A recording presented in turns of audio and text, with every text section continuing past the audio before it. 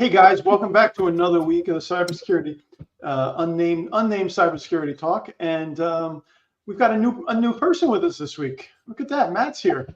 I'm actually Matt's AI. He's been missing in action for so long. He just decided to stand up an AI, and this is Matt 2.0. This is Matt 2.0. Look at that tan. Yeah, look at that tan. I know. Damn, dude. I may have been traveling AI outside of PA for the last 2 weeks. Definitely outside of PA. There you go. So last week was a quiet week, guys. Yeah, nothing happened. Nope. Nothing pulled me off the beach on Friday, big news wise for computers at all. You didn't want to go to the airport? Well, considering all the flights were grounded, it would have been bad if I wasn't driving home. That's a fair point. Imagine if you couldn't have gotten gas. That would have been worse. There was one gas station down by me that had the Blame Bill Gates poster up, which wasn't entirely accurate, but also entertaining. Since everybody seems to be confused who did what, they just know a bunch of stuff about them. Well, that is a problem. To be fair, every single news story started with large Microsoft outage, and then they would kind of go into it and say caused by CrowdStrike. Yeah. Yeah, no. People think CrowdStrike is Microsoft in this sense. Well, it was the Microsoft version of CrowdStrike. CrowdStrike being a security software package, but that still doesn't. It definitely added confusion to everybody out there. Well, you got to have those sensationalized headlines to grab attention and get everyone riled up. But nobody would have known what a CrowdStrike outage was.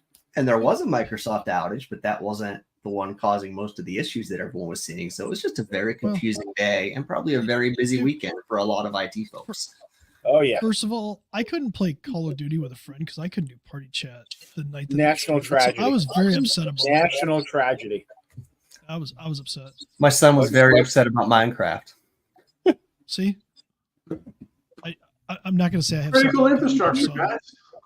But well, the problem with it, if we want to dive into CrowdStrike real quick, I'm not going to get into technical details, but what they did, what the specific thing they released was allegedly it was supposed to evaluate named pipe execution on Windows systems. So it was only a Windows patch.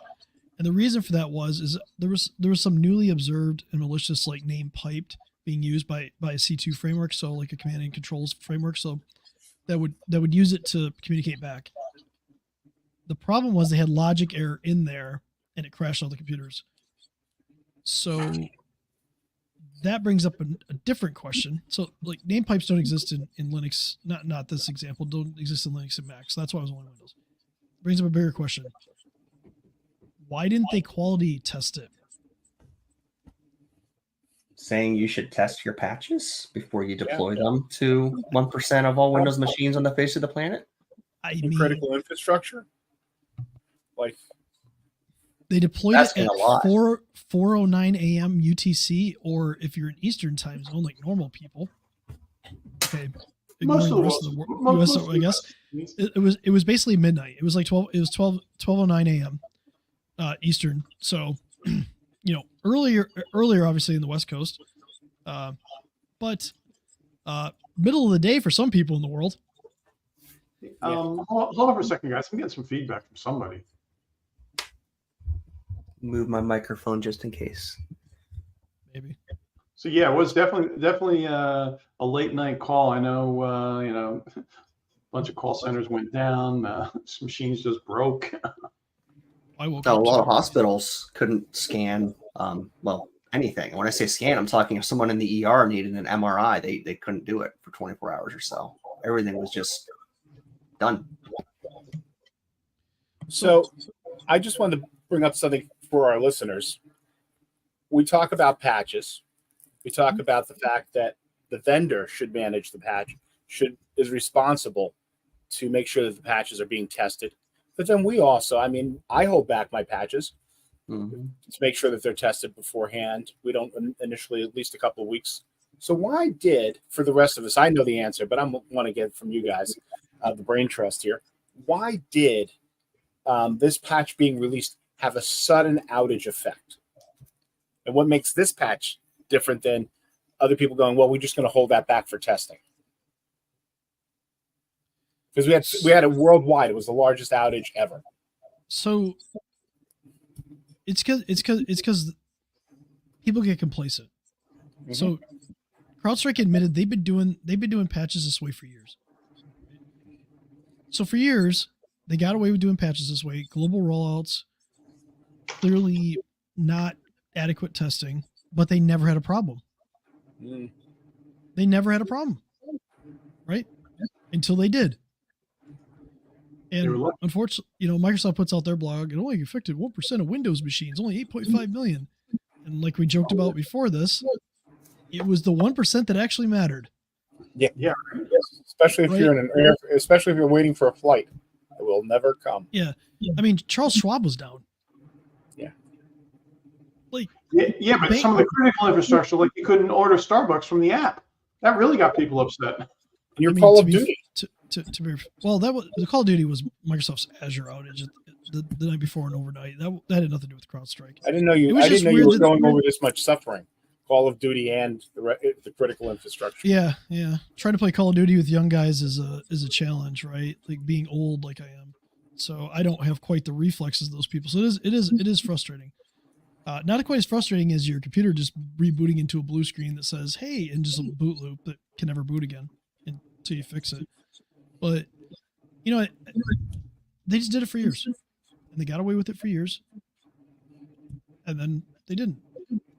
But it brings up a bigger point: is how many things do we have? Security products have always updated automatically. Mm-hmm. Like, so is there a way? And I don't know enough about CrowdStrike to speak to this. Maybe somebody can answer this. Is there a way to delay CrowdStrike updates? There might not be. And yeah, that's where you kind of get into an issue, because it's like, if you could delay CrowdStrike updates by a couple hours, this might not have saved you anyway, because they rolled out in the middle of the night for East Coast. Mm-hmm. So if they didn't catch it until, I don't know what time they fixed it. They didn't really say what time they actually fixed it. But even if it was 3 or 4 hours, I mean, still 3 or 4 hours that the world would have been affected. So I don't know. I think CrowdStrike might have a little different quality checks going into their next few updates. Or quality check is one thing. The fact that they're doing all these updates. The update was, like you said, the update was trying to address a vulnerability that they're seeing in the wild. They just broke it. Yeah. So now what? If we go back to CDK and CDK had $1 billion in one day. I wonder what the real downtime and overtime issue is going to be around this one. I want to read something from the CEO of CrowdStrike. Who went to high school in our town. That's cool. He posted this on X. Today was not a security or cyber incident. Our customers remain fully protected. First of all, I put this on LinkedIn. A security incident affects the confidentiality, integrity, or availability of systems. If 8.5 million machines are rebooting, you caused a security incident. To his point, though, those computers are fully protected, because if you can't boot into Windows, you can't download malware or communicate back to a C2. So, service based on this model. I have a new security service based on this model. It's called Cement. No, don't take a hammer to it. I'm going to make sure your machines are intact. We're just going to get a big cement mixer. We're going to put them all into a big dumpster, and we're just going to pour cement on them. And that way we don't have to worry about the data leaving the computer. It's secure. It's secure. But the A for availability, we talk about in cybersecurity, CIA, confidentiality, integrity, and availability. And going back to Chris's point, availability was a big fail. Well, it still is in a lot of cases. Also, when a computer reboots like that and things are in process, it could have caused integrity problems. Yeah. It could have caused a level of corruption. CrowdStrike's blog actually changed their language to say this issue is not a result of or related to a cyber attack. That's a completely different message. Yeah. They caused a security incident. Sure they did. They should just own up to it. I know the stock tanked. People are worried about lawsuits, right? They're worried about what kind of fallout this is going to be. Right now, they posted they posted on Sunday, technically, that they were working on a new technique to accelerate system remediation.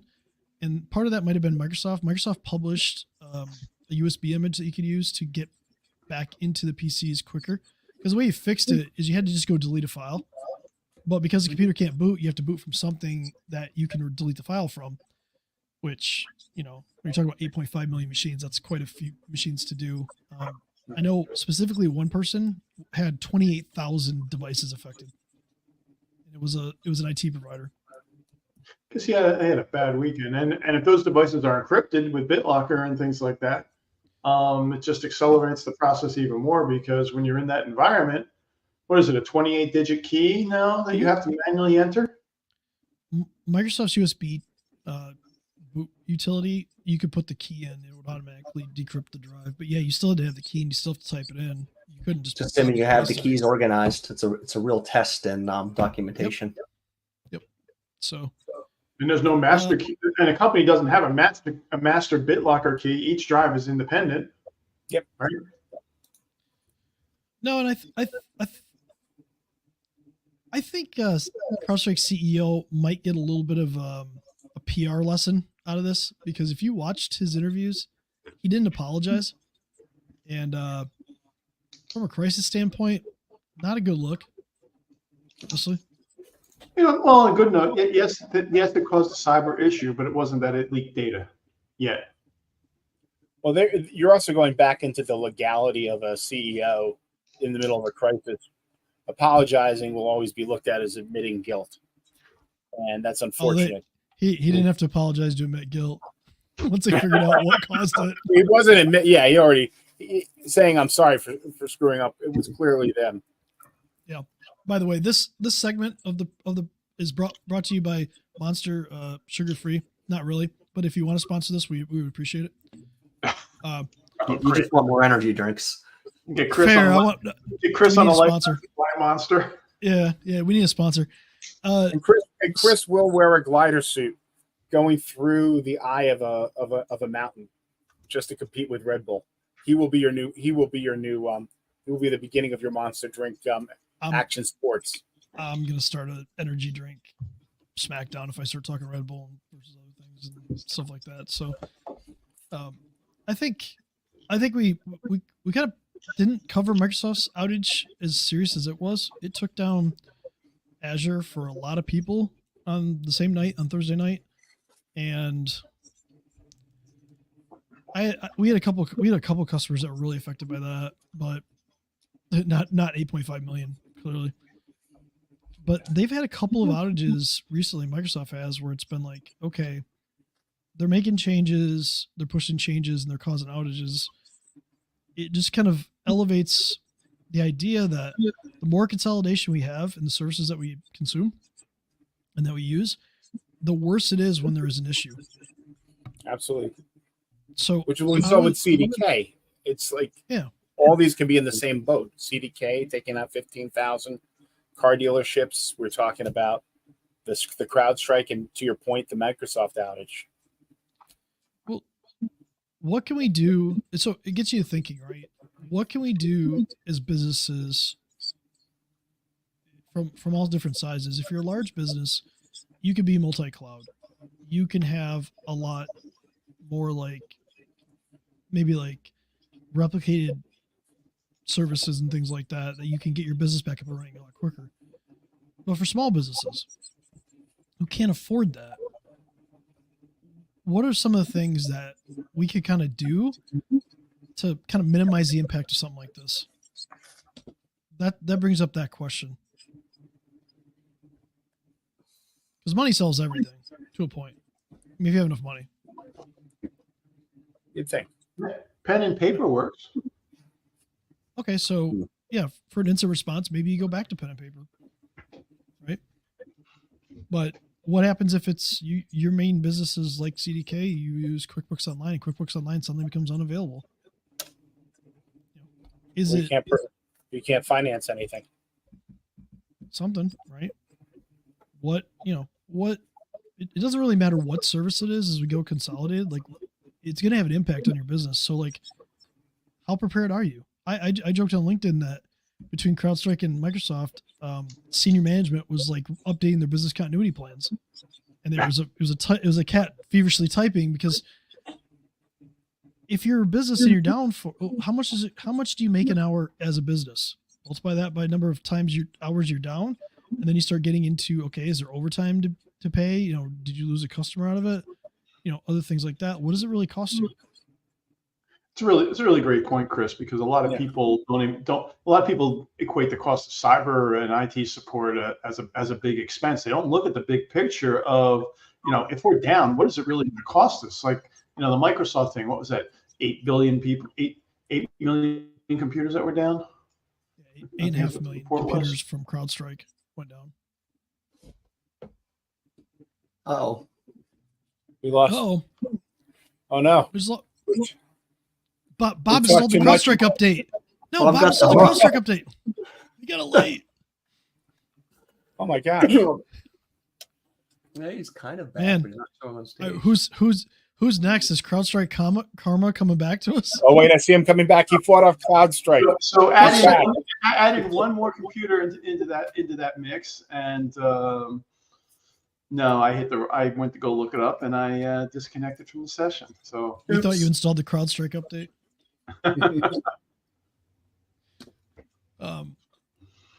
But no, it's a good question that everybody has to answer. At the end of the day, like, what do we do? For me, I couldn't play Call of Duty, and I was bummed, but at least I had something else to do. That's the least of my concerns. If I woke up and half my customer base was down from CrowdStrike, it'd be a different story. Yeah, I got lucky. We are not a big CrowdStrike user either, so we didn't have a lot of issues. But our clients had issues with getting other things done. I personally got delayed and had to shuffle things around because I went and picked up I leased a new car for pickup on Friday morning, and there goes Matt. Matt fell off. Matt's now CrowdStriking it. All right, let's go. So I got delayed there, and I'm talking to the guy. I was actually had some downtime at the dealership, and I was getting some real-time feedback on what they experienced and what their peers experienced on CDK. Meanwhile, I'm talking to the guy about his delivery schedule for the day. He only had 3 people on the schedule that he could deliver today because they couldn't get into the state systems to get credit, to get license plates for the people that had bought cars for that day. So State of Michigan's registration used CDK, and it's all manual right now. And I'm talking about the CrowdStrike piece. This was Friday. Last Friday when I picked up the car, it was his list of deliveries for the day were 3, and I got lucky. He goes, the fact that you got everything done last night so we could do the delivery today is why you're here. There we go. So Matt uninstalled the CrowdStrike update. We're back. Yeah. By the way, I had my verb handy. It was fine. There you go. New verb. Anytime any one of us crashes, we got CrowdStriked. Crash. And so I was running around. So, how I like to do my my napkin math here. And so we said 8.5 million computers affected. And let's just say each person was being paid $15 an hour to operate those computers, and just going straight as an aggregate. Over the course of a day, it's $3 billion. So how many days did this affect us? Well, some businesses it's still affecting them. Yeah. So this outage, although it was quicker in duration, exceeds the losses from the estimated losses from CDK by a lot. Easily.